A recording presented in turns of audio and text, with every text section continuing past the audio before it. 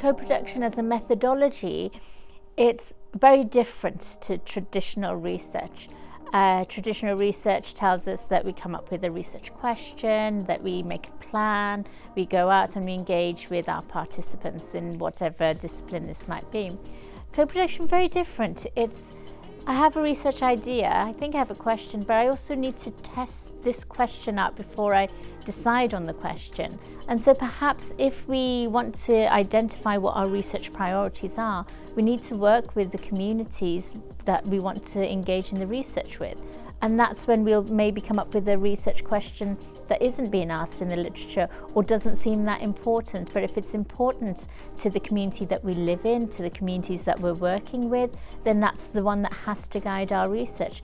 And that really democratizes the research process. Everyone is much more involved, everyone has a say, and it moves us towards this move in academia about decolonizing academia, about decolonizing research. This is how we do it. Co-production is a great step towards that because it does challenge power dynamics. It does throw everything up and say, well, we've got this approach, how can we do this better? So in terms of defining co-produced research, I think that's a really tricky thing to do. And when people ask me, how do you define co-production? I usually say, I'm not going to do that because it's very much responding to the people, the things, the environments, the settings, the context that you're working in and with. And for me, there's not one perfect way to do co-production. It's very much about seeing what's happening, relating to what's happening, working with a group of people who may have lived experience or other expertise that you can bring together to make something that is different from if you tried to do it on your own, I guess. I think what's key with co-produced research is that you share values, and at the start of a project those values can be shared between you and your partners, and each co-produced research project might have a different set of values, but what's essential, I think, is that the values are shared between the university researchers and the partners that you're working with.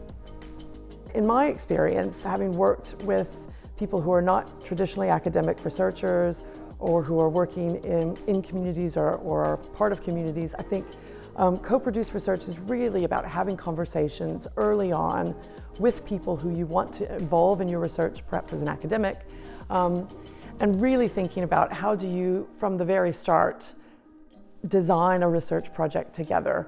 On a personal level, doing co-produced research is actually an absolute joy. Usually you get to know people that you would never usually meet in your life. You get to develop close relationships with them. I think you get to feel like you can make a difference potentially in collaboration with them in things that matter in the world. No one can be an expert in everything. You know, the days of Da Vinci and Michelangelo are gone. We can't be those kind of polymaths anymore. So the only way to truly see and apply your research in a wider context is to engage with people who sit in other bits of that landscape. If you want your research to have true impact in the wider world, whatever that means to you, I think that can only really be achieved through collaboration. I think there's real benefits to coming to us in Brigstow in terms of perhaps shifting the kind of approach that you might want to take with your own research. We have a huge networks of artists, creatives, community groups that we could put you in touch with, so we can help broker relationships. We can help support with a range of different CCORM funding, so if you've got a kind of good idea but you're not really sure if it can work and you want to try out a new collaboration, then there's lots of possibilities for experimentation. All our projects we kind of provide ongoing support for. We have conversations with, we like to know how you get on, so you're not just given funding and then kind of let off into the wild.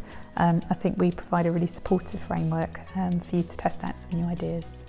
Well, to anyone who's thinking about taking on a co-produced research project for the very first time, I would say go for it. Don't be scared.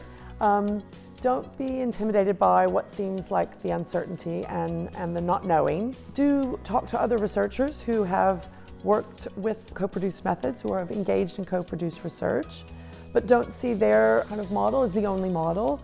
Be aware of your own privileges as an academic researcher if you're coming from an academic institution, but also be aware of, kind of what you can learn from the process and what you can really gain. Take the challenge, but don't feel like you're in there on your own. There are other researchers who are using these methods, using them in lots of different ways, and actually there's a lot of resources out there to help you, and that others like us can help you with through that kind of uncertain process. But really, yeah, go for it. Go for it.